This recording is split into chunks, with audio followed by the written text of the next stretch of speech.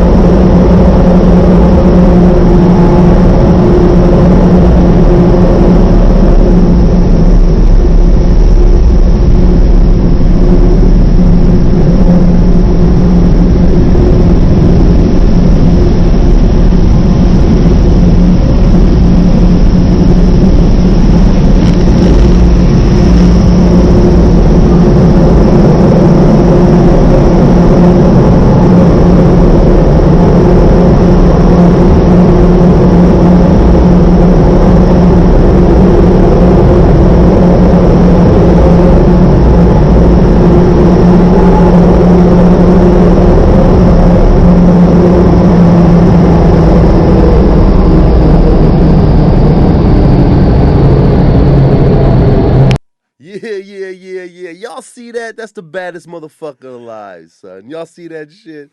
Oh, yo, welcome back to another episode of the WazzyCircus Radio. First off, I got to start with this. Thank you to all the skydivers. This is the safest year on record, man. That's a big deal.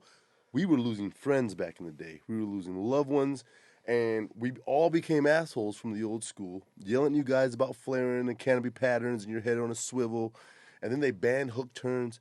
I think it's a little extreme, but yo, we pulled it off. We were safe this year. Thank you guys for that. Yo, shout out to my Patreon patriots. You know who you are. Because of you, the wish list is complete. WazzyCircus.com is up. We're moving forward. You guys are awesome. Yo, the trips are on the website. Check it out. There's small descriptions. If you want to be on the list to go, you need to sign up there because it gets released to them people first. And if it fills, it fills. I can't do anything more than that. Love you. We got jerseys, son. You see that? Boom. All right. My guest today is a mentor, colleague, and the one dude on earth I want to have a beer with. And luckily, for the last 5-6 years, I get to do that 3 or 4 times a week. If you've ever learned any skill in the tunnel, he's probably had something to do with it. It doesn't matter who your instructor was. There's 2 other guys in the industry that we could come up with that's been doing it longer, right? And only one of them is an active instructor. And then Ray Kubiak is out in Virginia Beach running shit. Drew Steele, the man of steel, the baddest flyer there is. Started tunnel flying the same year that I started skydiving, 2005. The thing is, he started skydiving a year or 2 before that. So he's got me, motherfucker. Drew Steele, man. How's it going, buddy? Dude, thank you so much for having me aboard on the show, my man. This is an awesome dream come true, man. Yo, you watched this whole thing get developed. Dude, yeah. From an idea? From an idea to you applying it and your wife, Jackie. Like, this is incredible. Like, I'm blown away. I've seen a lot of episodes, and being in here to see the operation, man, that's a lot of work. And it's nutty, isn't it? It's crazy. They don't know. Shout out to Patreon patrons. Yeah, you know this is a lot of fucking work. For sure. Yo, I have 1,000. Everybody has we're gonna go over the fundamentals of flight. You guys, this is a flight podcast, of course, but this dude used to hunt squids. Squids, man, and they're big. Where's that shot? We got that picture. Yo, what the hell? Yeah. Where? How? What the hell? So me and my older brother, so I'm from Southern California, and we used to go out twilight fishing cruise out of Davy Jones Locker. 4 o'clock? And we're talking like 12 a.m. to 1 a.m. in the morning. And we'd go out there, fish for about 2 to 3 hours, and then come back in. So yeah, by the time we came back in the bay, it was like 4 in the morning. And we would call in to see what the local fish finders would say of school of Hubble squid. Where's Davy Jones' locker? This was in Newport Beach. Okay, Yeah, if cool. I'm correct. I mean, I've been out here for 9 years now. So Right. So you said you call into the fish tracker. Yeah, so we'd call in that local area, and they would basically see the schools of squid coming through. And so they would have chartered boats ready to go at twilight.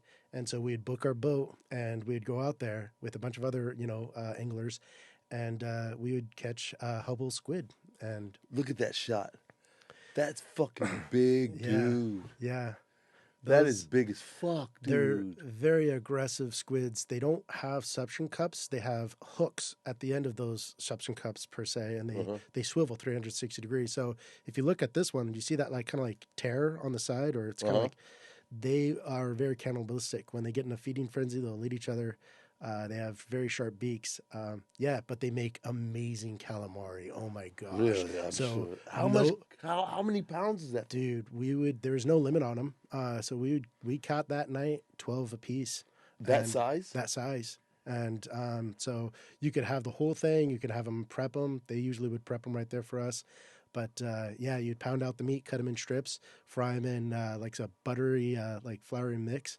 Deep fry them. Oh my gosh, amazing calamari. Oh my god, so it's fresh, dude, amazing. And now you're in the meats now. Yeah, I've always been around the barbecuing. Growing up, my parents cooked a lot, did stir fries, and my dad, cooked steaks and fish and everything. And he was quite a fisherman growing up. He would actually swim down. Just free dive it, swim down and pop big clams, and then take them to the surface and cook them. So he was very skilled in that area. Pops, huh? Yeah, that's dope. And dude. So barbecuing was always in our family, but not very professionally. This is just you're a fucking professional now. I would consider myself an amateur still. I know, man. You taking your flying skills to the grill. What is that? Look at that. Is that the dino rib? So that's the dino ribs. Yeah. Before it's pulled back. Yeah. Dino ribs, man. Look at that hunk of meat, and when you cook it, the ribs stick out like the Flintstones. Dude. Kids love it, man. They are amazing. But it's a 6 hour? So if you're really trying to render down the internal fats and stuff, 6 to 8 hours at about 250 degrees. Internal temp reaching about 200. So how do you start that out? Do you do a dry rub or a barbecue? So you can apply a binder, which is simply a liquid to attach the seasoning to it. So some people use mustard, barbecue sauce.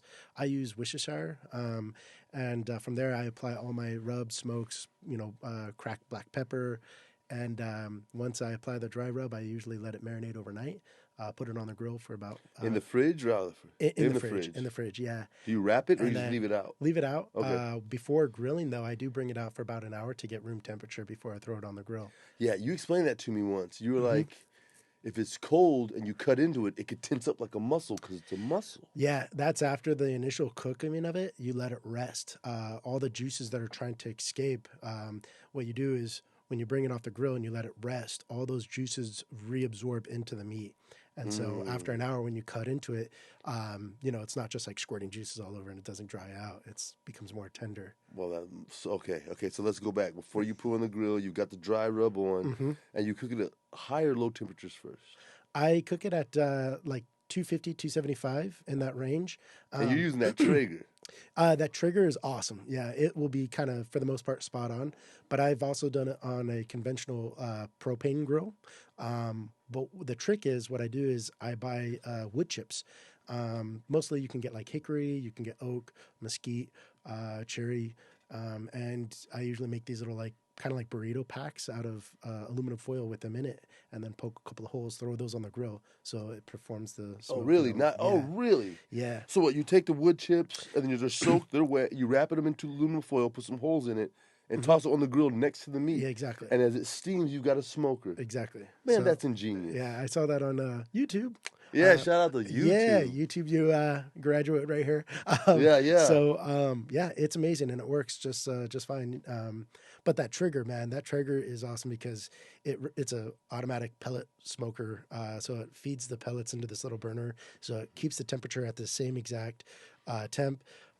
There's all sorts of cool features of controlling your temp, timing, all that stuff. Yeah. And it produces amazing smoke. So the glaze that was on the pork ribs Yes. last week. Yeah. What is that? Okay, so I get this It's at like honey sugar syrup, dude. maple, Isn't wonderful. that amazing? Oh my god. Okay, so it's only 3 ingredients. Okay. One of them is a glaze that I buy at HEB. It's called Texas Whiskey Glaze. It's made by Worcestershire, and I mean it has everything in there. I haven't actually looked at the ingredients, but it's amazing. All right. So what I do is I take about maybe a half a cup of brown sugar after the initial cook of the pork ribs, put that on a foil boat, as they call it, put 2 like nubs of butter, and then I'll... How much is that? Is that a quarter, half a stick of probably, butter? I would say like 2 tablespoons of butter. So a nub is like 1 tablespoon, a good chunk, right? So 2 tablespoons of butter.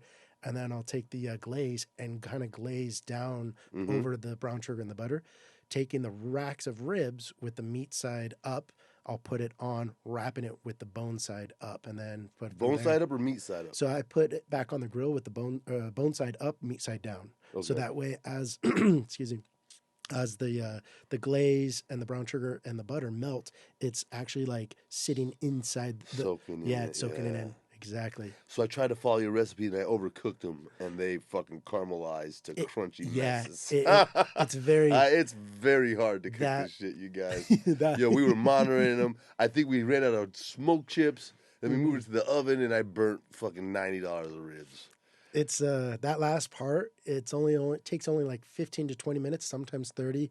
But yeah, all that sugar can caramelize and burn real quick and stick. I've done it before. Learned it the hard way. Oh, trust me, I've burned some things, and I'm like, well, that was an experiment. My mouth is watering, dude. All right, fundamentals of flight. This is why we're here. Drew Steele, the greatest motherfucker you guys have ever seen do it, and nah. There's a thing that when people obsess and become great at what they do, there's no way you can take it from them. They spent the time to figure it out. You know the intricacies of shit.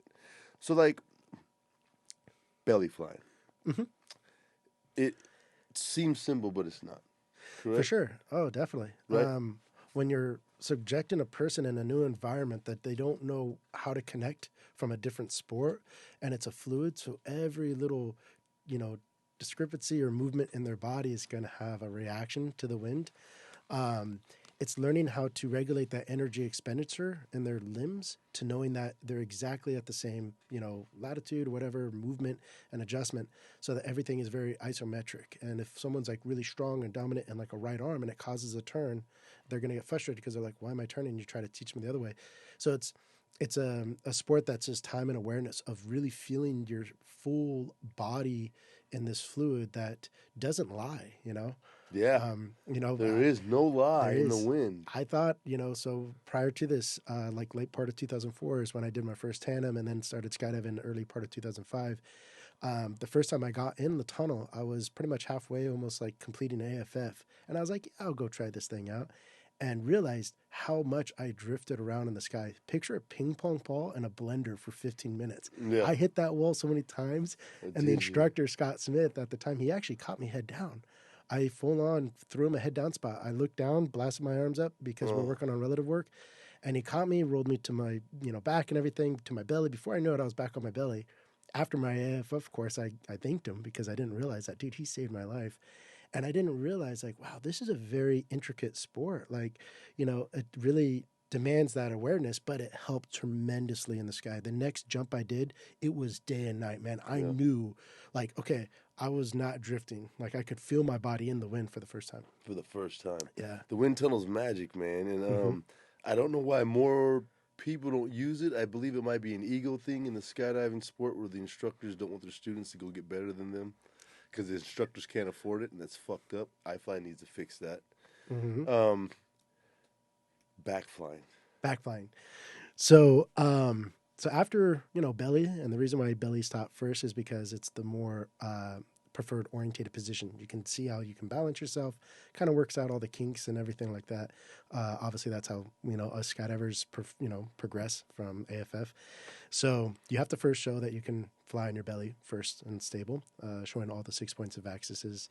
Once you can prove that to your instructor and work on backfly, Real quick, 6 points of axes, up, down, forward, back, 360 left, 360 right, side slides. you got it. Perfect. And that is on every discipline, you guys. If you're wondering what you need to learn next on your back, sit, fly, head down. It's up, down, forward, back, 360 left, 360 right, side slides. That's the 6 points of axis for everything we do. So you, if you're ever confused of where you are in your progression, just ask yourself, can I go forward, back, up, down, 360 left, 360 right, and side slide? That's it. That's what we judge it on. Exactly. And precision-wise, if you really want to hone in on just belly and become like a world-famous like RW flyer and four-way and get really like precise in the knee turns and all that, that just gets incredibly skilled, just like free flying. If you get a really good like RW coach, it's intense to watch all that. But backflying, backflying is your first introduction to free flying. Right. This is besides being belly and orientated, you're on your back, you're disorientated, you're feeling the wind coming from below up. We teach this because initially backfly and sit fly are virtually the same position, just orientated different in the wind, and we always want to teach backfly as our bailout. Listen, backflying and sit flying are the exact same thing. One's sitting up, one's on your back. Don't try to skip, and learn everything you can on your back, so when you sit up you have control, right? Yeah, for sure. And of course, just, we always teach that for the reason that, because I remember when I was like, hey, I want to like learn how to sit fly and everything. They're like, well, you got to learn how to backfly first for that bailout process. If I'm in a sit fly position and I cork out to belly, which I'm more comfortable, well, that's going to be very dangerous in the tunnel. Why is it dangerous? And because we're dealing with higher wind speeds, we're going to blast up and maybe clip the walls, even in the sky too. I mean, let's say around other skydivers, we're falling at a faster fall rate because we're in a verted position or upright position. And as soon as we present that relativity, man, we're going to put the brakes on fast. So if let's say someone is above you. Exactly. they could blast through. It's over. It's over. You're going to clip someone. So on your back, when you roll to your back, you can, like substantially decrease surface area to fall faster with those that are falling in sit fly, and then regain sit fly positions, just orientating yourself. So all the skydivers that I understand, you can sit fly in the sky. You don't want to learn how to back fly. It's expensive. It's very hard. You can't arch as hard as you can go on your back. Like on your back, you can apple seed and go super fast instantly. If you go to your belly, you can't go fast. You're going to hurt your friends. So there's a reason we teach that backfly stuff. It's not just for money. It's not like we're trying to get coach jumps out of you guys. You got to learn how to fly on your back. What are the biggest obstacles people run into on backflying? Why is it so hard? Like, I'd almost say it's harder than sit flying to learn. Yeah, for sure. So when you're on your back, right, your visuals. So for instance, sit fly and belly fly, you're level. You're up. Yeah, exactly. And so you have that reference of orientation of, oh, this is up, that's down, that's side to side, kind of like a gyro, for an aircraft, right? Right. When you're on your back and let's say you lean back and you look backwards, your head is upside down. So now your equilibrium is telling your brain you're upside down, but your body's still relative to the wind. And so when you're looking up or sideways, so everything is just really disorientated visually. And so one of the great drills that I like to teach when I'm working with someone that's having that issue is I'll have them close their eyes. I'm holding them so they can feel that. But when they close their eyes, they're feeling the sensory input for the first time. They're like, oh my gosh, I'm taking all these visual distractions away, and I can feel the wind on my back for the first time. I'm feeling where it's Dude, I do that for people on their belly. It's so magic. Hey, instructors, because I'm going to put this on the instructors exclusive page. Closed eye drills for your students are magic, dude. They've never felt the wind before calmly. They're always panicking. You put them on the net, let them calm down, loosen up their arms, and do some turns and forward and back without the visual input. It changes everything. What up? What up? Oh, what's that? Yeah. All right, what's that right there? Oh, that's Nick Daniels. Who's Nick Daniels? He's in the game. He and Brianna Thompson started, it's called Flight Axis in Eloy. He was one of my mentors out in Paris Skyventure. He was a level 2 instructor. So this is on his site or something? This is here at the tunnel. This is for iFly, and they flew him out so that way they could demonstrate backfly entry and exit. Yeah, so did you guys see what he just did? I start all of you off like that. So, look at that. You're putting your feet down. His knees are bent. The biggest thing is people reach for the door, but if you straighten your legs, you go towards your head. And when it pushes you away, you got to keep them. Look at that. Backfly and sit fly are the same thing. You see what he's doing? You keep that butt back, man. Big booty, baby. Big booty, big booty, big booty. Yeah, Oh, definitely. yeah. For sure. So, fun fact about Nick Daniels. Nick Daniels was kind of like one of the pioneers of online development of body flight. He would have these little like videos, and this was back in the day. This is like 2005, 6, where it's very crude, like potato Sony, footage, dude, yeah. And he would explain, like on a grease board and everything, like how to properly fly in a wind tunnel. Of course, we had before that, we have Joel Tambar, one of my mentors, a Brazilian. Joel, yeah. Dude, love that guy. He was one of the first ones to have a DVD of like a wire work guy, very crude CGI of how to body flight. And I remember those old body flight videos, dude. They have like the fucking guy with the wire, right? Yeah. Like the digital, like. Yeah, exactly. Look at so backfly, man. Listen, backfly is hard. I spent maybe 30 minutes in FITP and I couldn't get it. Chris Dixon, my mentor, was getting frustrated with me, so he took a tunnel ball, threw it, and hit me in the balls with it when I'm on my back, and I was like, ow! Wow. And I saw the ball, and I fucking flew straight over to it, grabbed it, and threw it at him. And from that point on, I figured it out. Yeah.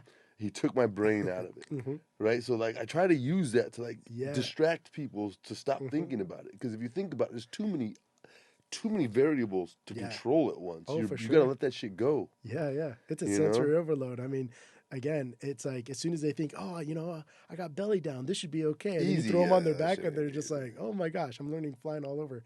And that's I'm a big when it comes to like the individual and trying to, and we all, like you do this too, Waz, which is amazing. Like we all coaches do this.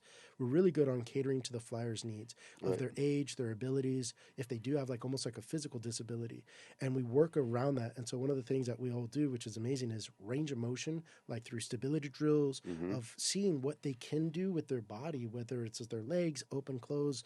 And from there, we can kind of assess, okay, this is their maximum range. We need to kind of configure what we can do with them.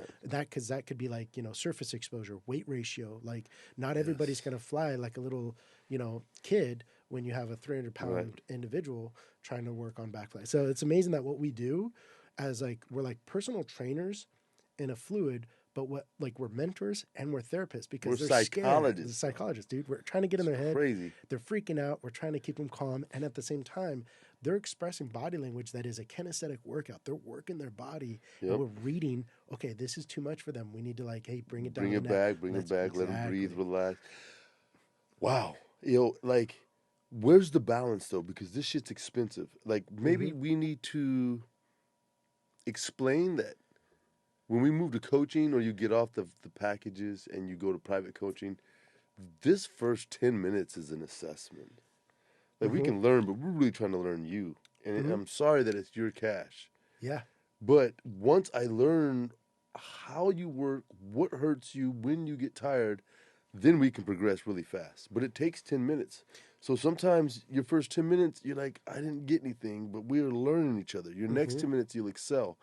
What happens, okay, tunnel flyers don't have this problem. Tunnel flyers this is what they do. They don't skydive.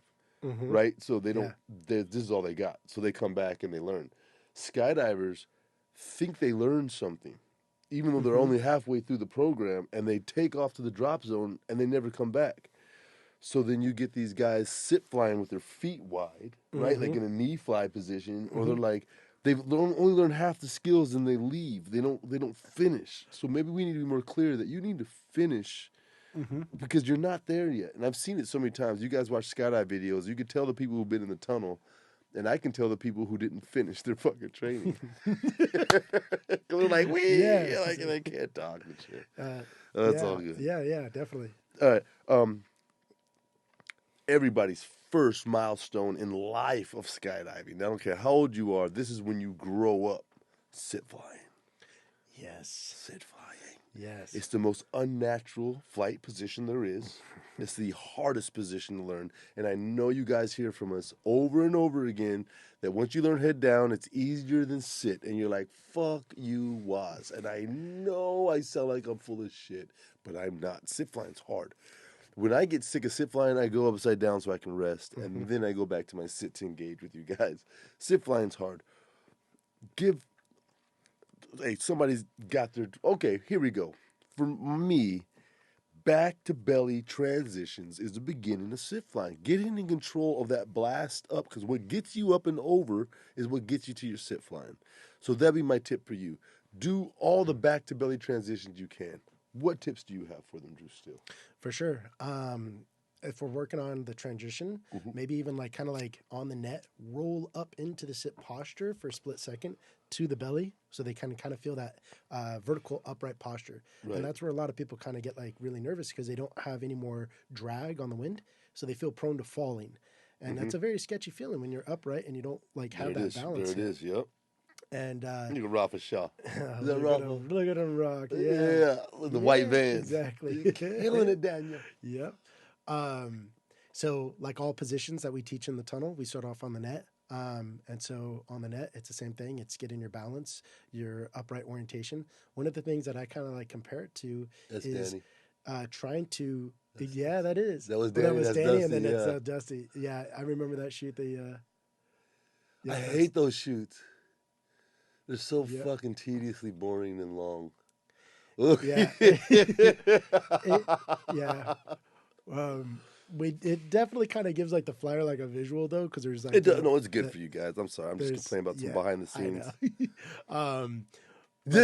We missed that. Go back, get that. Can we get that? No. All right. So yeah, what he's saying is like when you go to vertical, you drop, and if you don't have that balance, it feels funny. Yeah. And you have to have confidence that what your instructor's telling you is boom. Yeah, for sure. Look, there we go. There it is. Where's he landing on that? 90-degree angle bends. So Matt Freeze and I, when we did the Hollywood videos of how-tos, it was hilarious. Man. I learned on those videos. Yeah, I learned on those videos. You guys had goggles on? Yeah. Right? And the old school fucking open faces. Dude, yeah. And the video photographer, Derek, and I can't remember. Derek Lewis? No, it's Derek V. That's a friend of the show. Derek V. Yeah, and he apologized. I mean, he was amazing. He's an IT guy. But the mics that day were not working. And so the sound had to come from the actual room. So it was very echoey. And I mean, we shot like 2 days of all that stuff. And it was funny, man, because it was there, but it was crude. You know, it's like fun. But like, see, when I saw it, I didn't see it as crude. I thought it was like how you learn. Like I saw it as a how-to. Yeah. It was you. Was Matt Freeze? Matt fucking from like Freeze. Windy Tube, man. Windy Tube. Shout out to Windy Tube. Yeah, man. The sad thing about Windy Tube is they only put it on instructors exclusive. They didn't put it out on YouTube and shit. I don't think. So it was a very isolated niche thing, but Windy Tube was fun, you guys. Yeah. You should release that to the greater public, man. They did, because I went on YouTube, and that's where I found a couple of episodes a week ago. You guys check out Windy Tube. If you like tunnel flying, man, these guys have a great show. Yes. Dude, Matt Freeze. Who else was on the show? Oh, gosh. I'm bad with names. Yeah. It's a fun show, man. I don't know if they're still doing the Windy Tube. Gileo? Man. Yeah.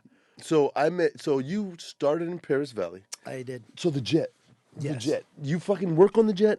I washed it, the inside and outside. So I got to go inside. I've seen the cockpit. Can we pull up a jet jump from Paris Valley?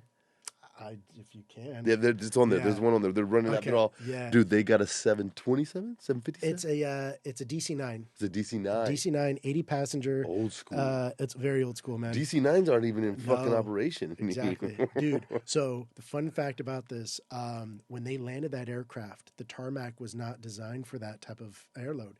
And so that aircraft sunk in the pavement for like 2 inches, just all the way down the tarmac. It just destroyed the runway. The FAA never found out. Ben Cananza totally tore up the tarmac, put a new one in within a week. We were running loads right beside the tarmac on the sand where they would take steamrollers, rolled it out, blast water and oil. Right. And they were taking off from there. And that's how Skydive Dallas's runway was. So yeah, that's fine. And it's a brand new tarmac, beautiful enough to where the jet could take off. And that thing. Damn, how much loot does it take to buy a jet and then be like, I'm gonna rebuild a runway now? I mean, and to operate it too. They would fly that out to Eloy during nationals and stuff with all the teams, all their luggage. I don't know what they're paying. What a fucking heyday. Look, there it is. Look at that shit. Yeah. They're standing around. Look, you walk around. There's fucking peanuts and fucking Sprites and shit. They got Bloody Marys and shit. Yo. Mary Tortomasi. Who's that? Mary Tortomasi. Shout out Tortomasi. Yeah. So it's crazy because when I was cleaning that jet. Yeah. Dog, that's Dude. Southwest, son. Oh, dude, it Brother was fly loud. Southwest. When I'm it would sure take off. It most was of like my guests vertical, fly just Delta or some boom, bullshit. altitude, American. altitude in like minutes, dude, if that. Isn't Like, that it was nuts, crazy. dude? Look, they're walking around having fun. What's she there's- handing out? I think like like peanuts and stuff. That's Mary. Mints? Heard 'em out Oh, in dude, mints. it's fucking snacks, dog. Dude. When's the last time you had snacks? The nicest plane, two nicest planes I've been on, El Paso has air conditioning, and Start Skydiving's Caravan has like XM radio and leather fucking backing. Two nicest planes. This plane is dope. Dude, Look it at was that, nice. you guys. Yeah. Yo, it's a jet. It's a jet. Southwest, son. Dude, that thing took off like vertical and altitude like down. Like it was crazy. Yeah, because they didn't have to follow the airline rules of passengers. No, It's just and look- fucking oh, jump. so Whoa! the Yeah! cargo bay. Yeah! Can we go back to that exit? Can you imagine, you guys? I haven't done it, man. Look, you're running down the center aisle. Yeah. The cargo bay opens up. And if like, we had we don't have sound, do we? If you hear the sound, you can hear the people in front of you going, yeah. Oh, yeah. and then it's your fucking turn. You're out in space, man. Skydive is dope. Dude. Skydive is fucking dope, son. I don't know what the Yes, fuck y'all been indeed. told. I don't know what y'all been told, son. This shit is the most amazing shit on the planet. Mm-hmm. Gosh, to be alive, I was alive, but to be skydiving in those heydays and just like to be part of just the skydive Paris, skydive Elsinore, all the little drop zones in Cali and Florida when it was just jumping off. Oklahoma was jumping off, all the world free fall conventions. Yeah. We lost all that shit, man. Look.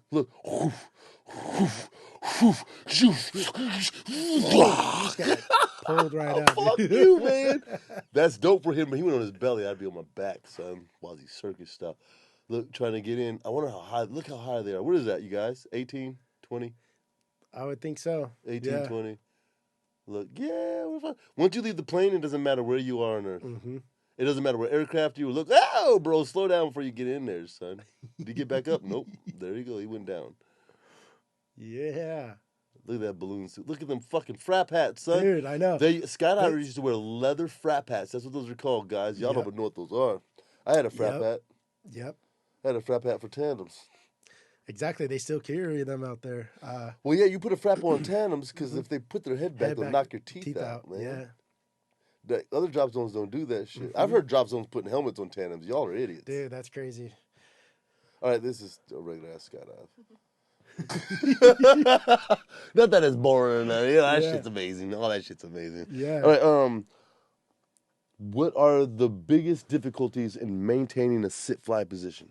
Balance. You're literally trying to balance like a boogie board on water and pushing it down. Your center point of mass is your upper body, and any object that falls wants to find that center point. Right. And so you're trying to lift that center point of mass with your legs, and your legs are very large limbs, so there's a lot of power in your legs.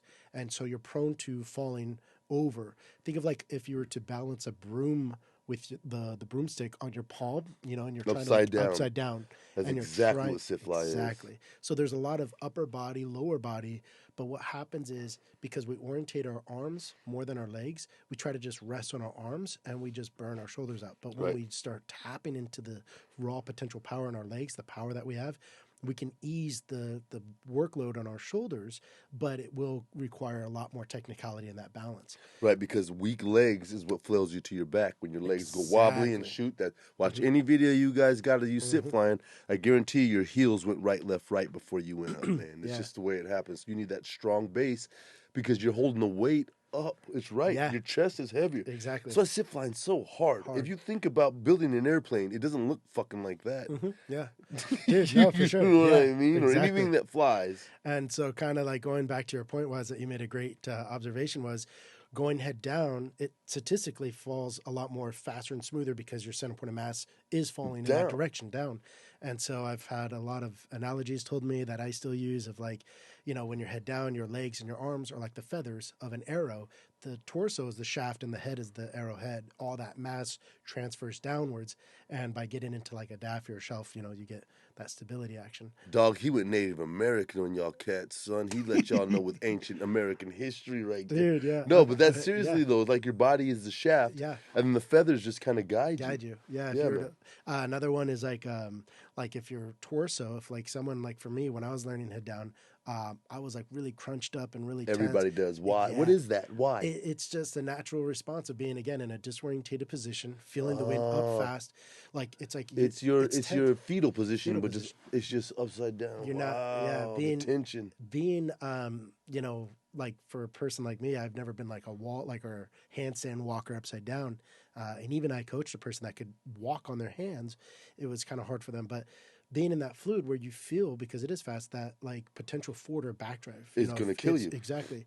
And so it's a very tense, adrenalized situation. So your natural tendency is to tense up. Well, if you think about it, if you tense, everything gets like that. Yeah. And that's why we're always telling people to get their shoulders down. right? But maybe we need to, but we can't say relax. Relax doesn't fucking work. What No, is it? it is. It's Let it go. Rafa's like, let it go. Let it go. So one of the things that because everything is built up to this point, they have that awareness where I'm like, hey guys, now that you have awareness of energy expenditure, your core is always engaged. Now you're bringing that energy out to your extremities, but always engage in your core. Like, you know, think of like a tree, right? You have a tree and the trunk is always solid, right? But the branches are a little bit more limber and the feathers or the leaves are like way more feathers. And that's why our wrists So, do this when we're flying. Yeah. If you're taking the core energy out to the extremities and disengaging that core and you start getting wobbly, you're going to get the speed wobbles. So it's really that balance act of like how much energy exertion, right? And how I'm bringing that into the wind flow and properly too, because we're upside down, as the wind makes contact on our shoulders want to naturally roll back. Or for most, male adults, we prow chest. And as we prow chest, we drive that's the forward. worst thing ever. Exactly. Yeah.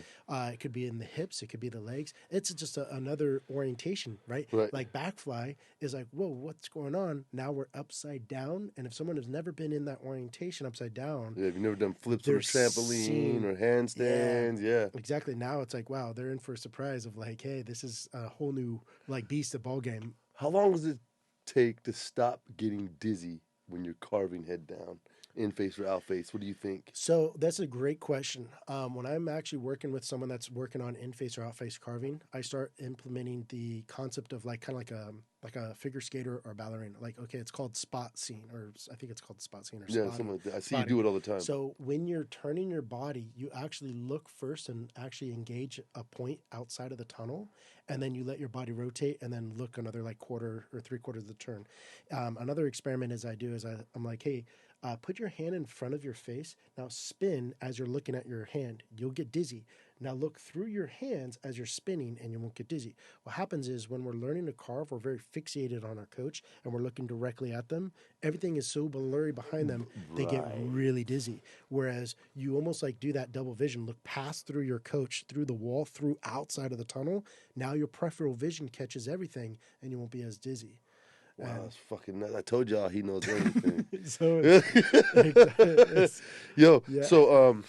I struggle with Daffy because I know my legs are weak. I'm fucking 6'3" and my legs are like 5'3" of my body, and they're as thin as fuck. They probably weigh 10 pounds each. My legs are.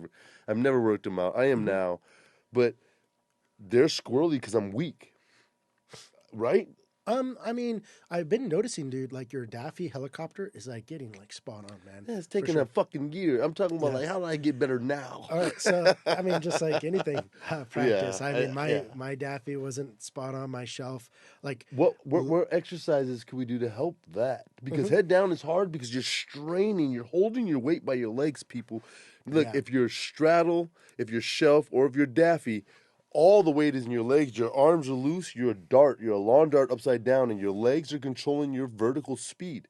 So if you need to go up or down, it's legs. For me, I have to scream because I'm so fucking weak, man. So one of the things this is awesome that you bring this up was when I started flying, I realized I've pretty been athletic all my life, and had physical jobs from a young age. But when it came to flying, I realized like, wow, this is a different ballgame of working out or exercise or just physicality in general. This is called like tunnel shape, right? And we've all been there where we're out of tunnel shape and we get back in. We're like, wow, this is crazy. Like how I've regressed, or just like I'm fatiguing and I need to build up. So one of the things that I started realizing when I was trying to perform these, orientations, especially at like Daffy, is I'd go to the gym and I'd figure out, okay, if this is my lead leg, the leg that's in front of my body, that's digging that knee down, I would do basically like leg lifts and really kind of strengthen up the quadricep that's connected to my lower abdominals.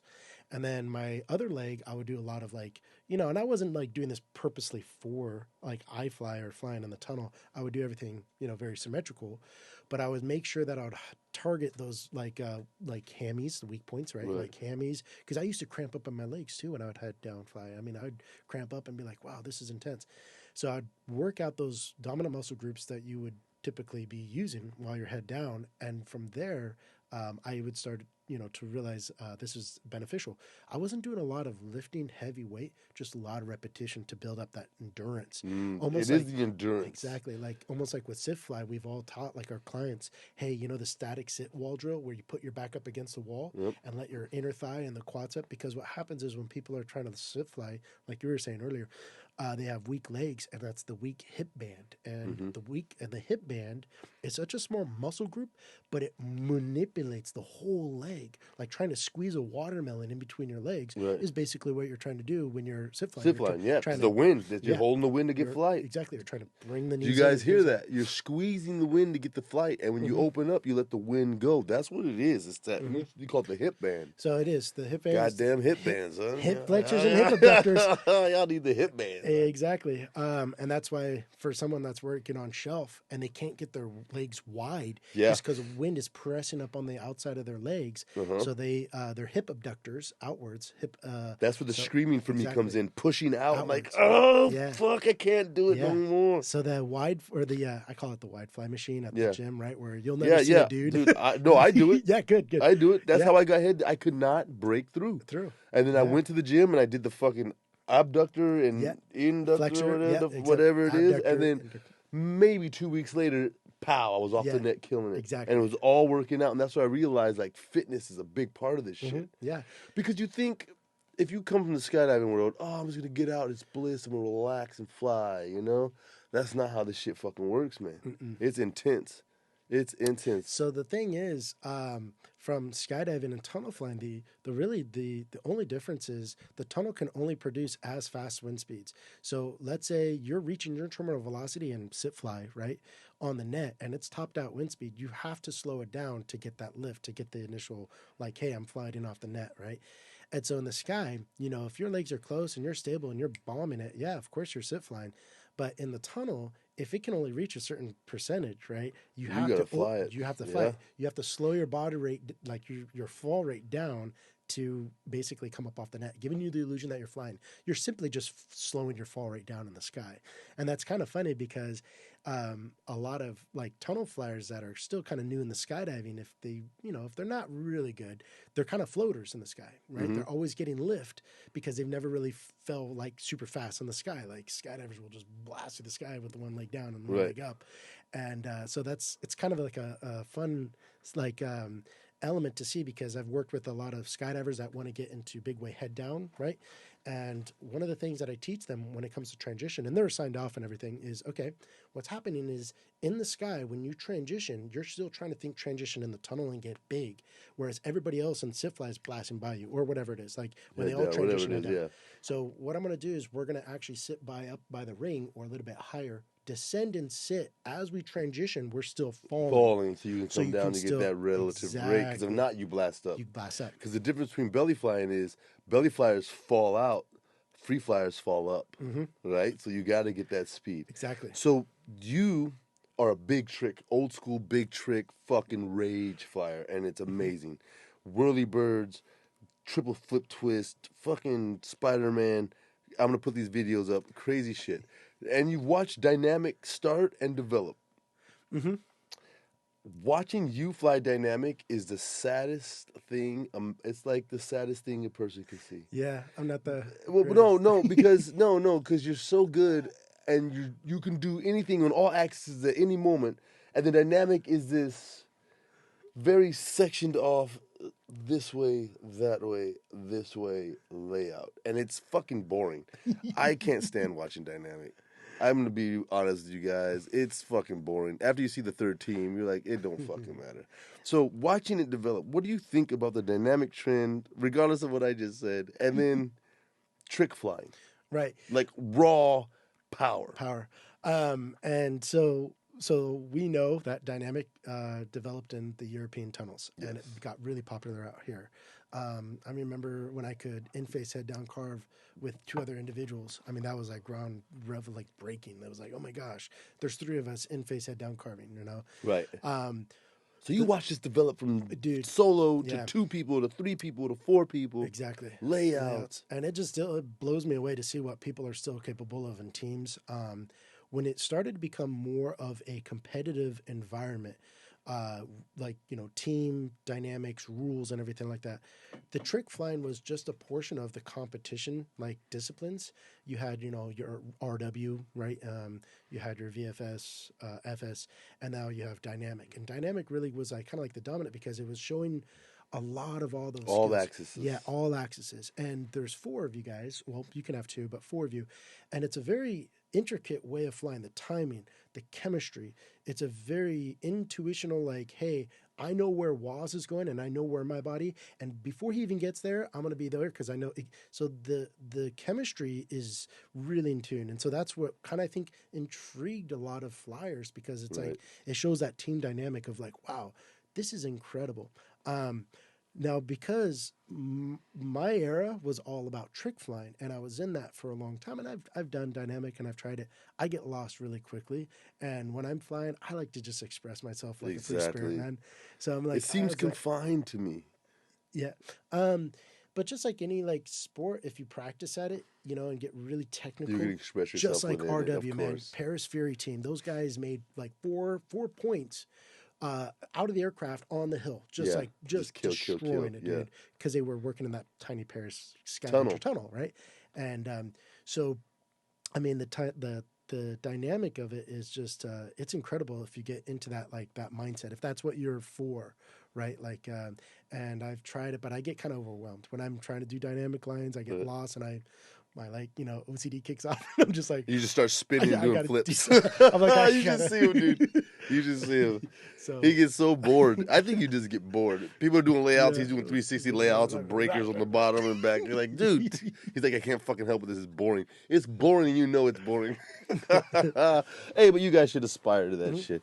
All right. Yeah. So, a new flyer coming to the tunnel that really is passionate about being in this sport. What advice would you give them? Or how about this? Let's take it deeper. Forget them. A new tunnel instructor starting next month, level 1 FITP. Yes. What advice would you give them going into the future with the pass? To let go of any type of ego, absorb as much information, any critique, positive, negative. Like, this is your learning ground. There's people that know what they're talking about. Absorb as much good advice, good vibes, and take it and learn from it. Like, there's great instructors, there's bad instructors, and tunnel flyers and bad flyers. I mean, there's good coaches and bad coaches, and, you know, we're all human. So, I mean, so learn, like, I'm not saying like, you know, there's those people that are just bad, right? Like, they might just have a bad, just a bad day, right? I'm just saying, no, they're terrible. Just like learn from everybody and develop your frame of who you are as a coach. So one of my mentors, Travis Fanagi, he's a stuntman now in California doing movies. He was a tunnel coach forever, like before me. He wanted to become a professional snowboarder, and he would sit with his clients and like he was so humble. Like, he would be like, "Okay, this is what we're doing after the session." After their stretching, he's like, "The first thing is, what could I have done better to improve your session?" And I mean, he would feed from their critique, you know, oh, maybe, you know, this or that, but like, you know, like, this guy's amazing. So at that point, they're just like, oh my gosh, you know, you're amazing. No, that's a great question to ask your classes. Yeah, what could I have done better for you? There's communication error. Some people will be like, I didn't understand that or this. The signals are too fast. No, that's a great question. I used to be, my nickname by Chris Reynolds was called Taz the Spaz because I was so fast. I was like, yeah, straight, like, no, yeah, good, gig, you know, like all over the place. I'll throw like a VHS tape of me and trying to instruct someone, and I'm like, I don't even know what I'm saying. And so it's a great, like, wow, I've come a long way from just, you know, from all of us that, you know, like, we talk to our clients, find out what, you know, like, what I can do to improve myself. So as a new instructor, I would say, like, learn from every staff member there. Be open to advice, even criticism. That's how you learn. That's how you grow. Even if it's negative, you just got to absorb that Yeah, too. yeah. Well, that's probably better than all the positive bullshit. Yeah, yeah, for sure. Because Yeah, the negativity is what's gonna make you learn. The learn. positivity is just gonna make you fucking Yeah, and don't smile. don't be discouraged. Like tunnel instructing this is a legit sport. It's sanctioned by the aeronautics. So it's like if you want to develop into a career, I mean, you're gonna have a lot of pressure on you for the different skill levels. The liability, the safety. So just accept that. And if there's anything like advice wise, don't be afraid to like ask a fellow trainer and to get in there and actually work on it. Well, definitely fucking fly, man. That's what Yes. they claim they're paying you in flight time. You better take advantage. Yeah, do we have a Friday freak out lined up? I know we just hit the mark. Man, what a good show. I hope you guys listen, man. I've been listening to this cat for years. Holy shit, Drew Steele. Thank The you, Waz. motherfucking Wow. man of steel. I try. Yeah, it's an honor, man. There's like myself, my mentors are out there too, probably watching me. I would say you're the Einstein of flying. You've taken it to the level where you've studied it and you've internalized it. It's not just you like flying and your parents pay for it or something. You have fucking dug in 16 years of flying. Yeah. There's nobody at the company that's been there longer than you. I mean, now in the current day, no, it Yeah. was announced the other day at work. They were like, wow. nobody's been here. Wow. Nobody's more tenured than Drew Steele. You've been there because the owner just bought it a couple years ago. We've been there longer than everybody, right? Like me too. Yeah. I'm 10 years For in. sure, you're 10 years in. Shout out to Kubiak. Shout out to Randy Ashley. Shout out to Rusty Phelps. Shout out to Rusty Lewis. Rusty Lewis, not Phelps. Yeah. Rusty Lewis. Sorry, Rusty. I love you, Rusty. Shout out for Nate. Nate Roth. Fucking Josh Evans. Shout out to the original Skydive Colorado crew and the Boogie Tour. Yeah. Y'all made my life. Y'all created the WazzyCircus. It's your fault, son. So if they yell at me, I'm blaming you. Striker. Yeah. What's the dude with the black hair? It was really fucking cool. Gosh damn it. John Walker. No, John Walker's the man. What up, John Walker? John Walker. Zach Lewis. The Fulci brothers. Fucking Kiwi. Yeah. Shout out to Kiwi, man. All right, Friday Freak Out, guys. Hey, once again, you've heard me complain on other shows that the Friday Freakouts aren't good anymore, and that's me complaining that you guys didn't almost get hurt, which is retarded. It was not a good word to say. Thank you for being safer. I'm glad that the Friday Freakouts are silly, because that's what they need to be. Just little learning experiences, not life or death experiences. Nobody needs to get hurt doing this shit, man. Nobody's family needs to suffer because you want to skydive. All right, let's do it. Boom. Shout out to Andrew Revis. Team. Join the team. Okay, what is that? That's a terrible accent. What the fuck they're doing? Maybe it's a backfly. Nope, that wasn't a backfly exit on purpose. Oh, God. What is this? Okay. Oh, they're wrestling? I don't know what the fuck this is. That's not his deploy side. That's the deploy side. Is this an AFF? What is the description? God, this is the worst drop zone on earth. Oh, this is definitely not an instructor. That was a student because they deployed him on. Who the fuck allowed those guys to jump out of an airplane with a student? What was that, man? Where was that? Don't say that's Lone Star Army, man. Bev suit. What the hell? 2 shooting instructors. Okay, he's not arching, but you guys, that exit sucked. What was that? That's a King Air. Okay, that's Texas, man. He's arching. Why'd you let him go?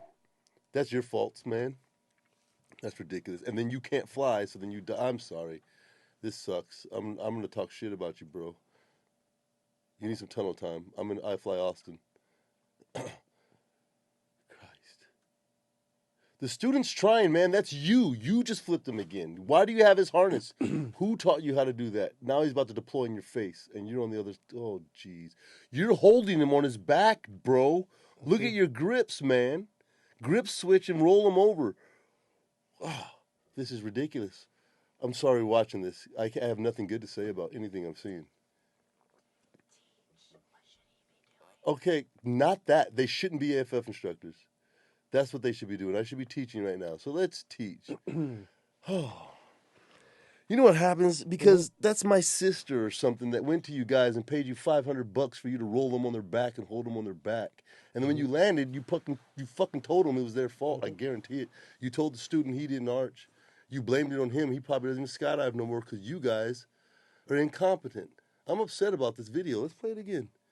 Watch this exit. This is terrible. All right, he's on his back. Let go, reserve side, roll over, put him. Good. That's good. Why'd you let him go? What the fuck? There you go. And then this guy, look, you have grips to hold him on his back. Look at that. Can we pause it? You're holding him on his back, dude. All right, let's go. Let's not do this anymore. I'll teach after we take that video off. I'm so upset about this shit. This is bad instruction. This makes us all look bad. Look at you. If you let go on a good exit, why are you holding him on his back, son? God, that guy needs a refund. Hold on, let's see what the instructors do afterwards. Oh, there's track away. Yeah, you fucks. That's terrible. I said I wasn't going to complain anymore or be rude about these people, but that's dangerous. You don't deserve to be an AFF instructor. Neither one of you. Look at that. You pull them. You're doing that, dude. That student's calm as shit. Look at him. Why did you? Neither one of you have him. That's it. I'm done. That drop zone. Whatever, guys. It was all love up until I saw that video. I'm upset now. Damn it, man. You guys go to the tunnel and get 10 minutes before you get your AFF and understand where you should grab the rig. You're nowhere near his pilot chute, you fuck. Look at that shit. It's on the other side of the rig. Let him go. You're holding him on his back. You can't fall fast enough to bring him down. You're above him. Look at you. Now you're... Oh, my God. Dude, somebody should snatch that dude's rating. I would not want you to jump with my kids. All right, WazzyCircus Radio. I'm so sorry for being negative, but that was shit. That was pure shit. I'd rather see like line twists or something than bad instructing. All right, Drew Steele. Fucking A, man. And you know, I've got to draw back. Not everybody has a tunnel near them. I don't know where they were at. No worries. But those that are out there, if you guys are close by a tunnel, God, dude, take advantage of it. You know, we have a great course out here. Waz holds great FFF courses. Man, those are people's lives you guys got in your hands, and you're incompetent, fucking rolling people on their back, holding them on their back, and oh, that was disgusting. Yeah. Contact me, son. Let's talk. Come on the show. I will fucking debate your practices. I'll debate your fucking DZO that lets you fly out of that King Air. I wonder where that was at. Is there any information on that? All right. I'm sorry. She's upset. I'm not allowed to do this, guys. I'm not allowed to get mad at you guys. I've been told and preached to, but that was shit. That was a shit show. All right. But he survived. Cheers. Yeah, the student did. Fucking instructors. All right. No shit that I was. Thought I was going to die. Yes. There it is. No shit that I was. Let me see it real quick. All right. The book. Let me see the book. All right. So this is a book. Everybody asks me because I never say it. It's compiled by Tim Long and Doug Garr. NSTIW TIWGD Skydiver Stories. Compiled by Tim Long and Doug Garr. We've had sign, initial, and date that. All right. Right now before? So, yeah, right now before. Because you guys have heard the same story a couple of times. We found a way to get around that. They're going to sign and date this book until it's full. Hey, I love you guys. WazzyCircus Radio. I'm sorry to come down on you guys, but that was a shit show. If you're going to do this, be good at it. Be amazing. Why not be excellent at what you do? Why not try? Fucking try. All right. I'm sorry. God. All right. So it's kind of ironic. I picked this story, okay? Mm-hmm. But this story could have almost turned it exactly what that spot was if, spoiler alert, if he wouldn't head down. All right. So the story is called Slow and Methodical by Bob Slayer. So, we were doing a big way over Paris in the late 70s. When it came time to open, I tracked away. I looked for an opening space to deploy. I dumped my PC, and no shit, it malfunctioned. I pulled the cover down on my cap well, old school, yanked down on both, and fell away from the garbage. Being the expert skydiver that I was, I didn't look at my reserve ripcord when I came in. I didn't look at my ripcord reserve when I came into pool. Of course, I missed it. I looked down to get a visual, put my hands on it, and pulled. By the time I actually pulled, however, I went head down, and my R2 piglet reserved hit my foot and wrapped around it. I remembered seeing another from the group going by, and I looked down at the ground. I was head down with the horseshoes reserve. Okay, I'm thinking, this is it. I'm going to die. I looked up at my foot and thought I might be able to push the mess off with my other foot. My reserve fully opened, and I had an unfortunate ride down.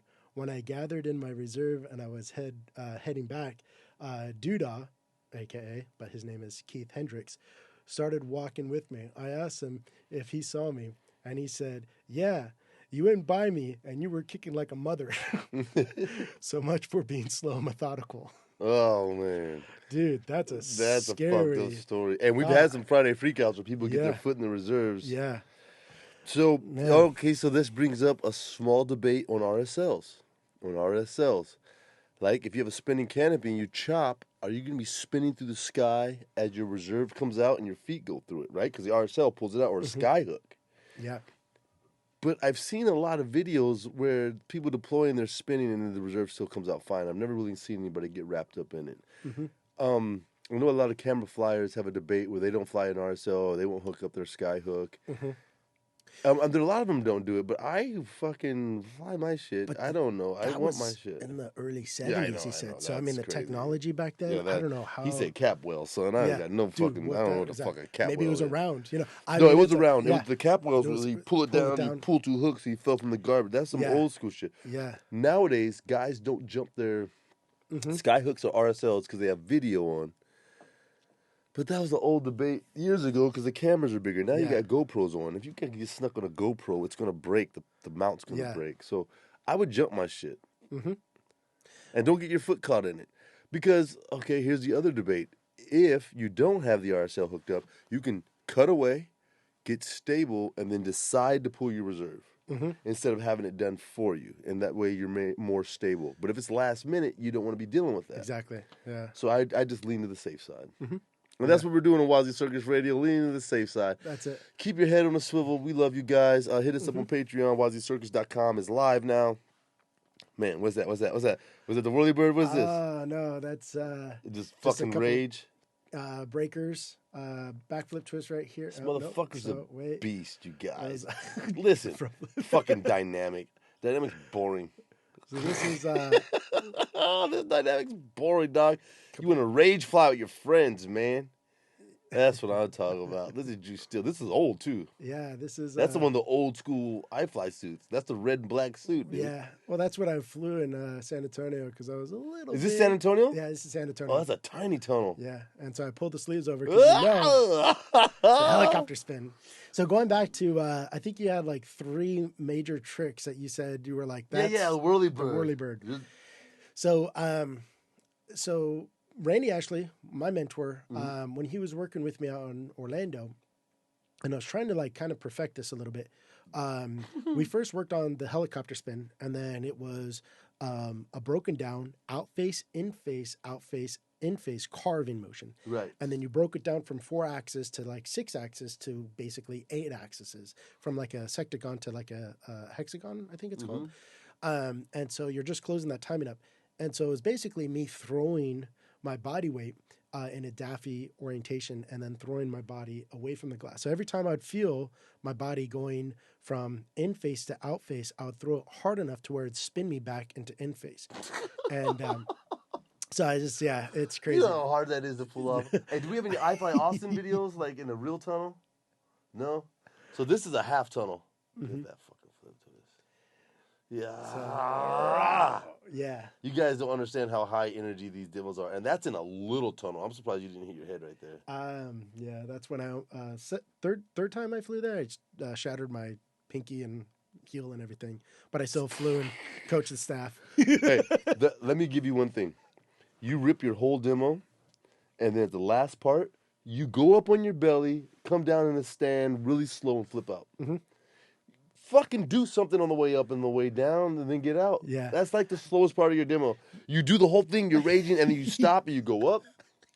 You come out. That's What the hell? That's a great question, Waz, that you bring that up. I'm actually trying to catch my breath. This is how. Oh, okay, I'll when you give say you that. when I send I'll it, give you dude, that. I do send it, You and I send it. tense up. There's Yeah. so much G-force. I'm barely breathing through my demos. Right. And sometimes I've seen like stars and stuff, and I'm like, whoa, I need to slow down, dude. I'm gonna black out, dude. I've cracked helmets, I've knocked myself out, I've Right. messed myself up. That makes sense. So when I go up there, it's my time to compose because this is my dismount. And actually, so in Hollywood, we were doing basically a practice routine for a flash mob that was happening on the city walk, and Hollywood was involved with it. And so we were flying around and we were pointing like, go up there, and it was this person that was getting reunited with his dad on the city walk for the first time of like 30 plus years.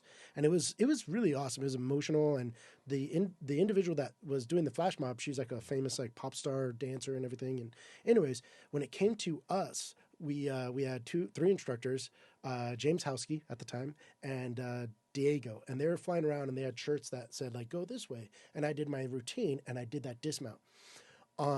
On the dismount, right, I came down, and I've done this a million times, but I came down a little too high, clipped the back of my neck on the door, dude, knocked myself out, like, bam. In the wind. In the wind, out of the tunnel. So I, like, came down, you know, when I come down? Yeah. Clipped Wow. my head on the top of the door. You know when you see Jake? When Yeah. And I'm, like, in, like, Shout out the Jake antechamber. LeGrand. Yeah. I'm in the tunnel, the antechamber, and I'm like totally like, dude, it felt like someone took a taser in the back of my neck, just out cold.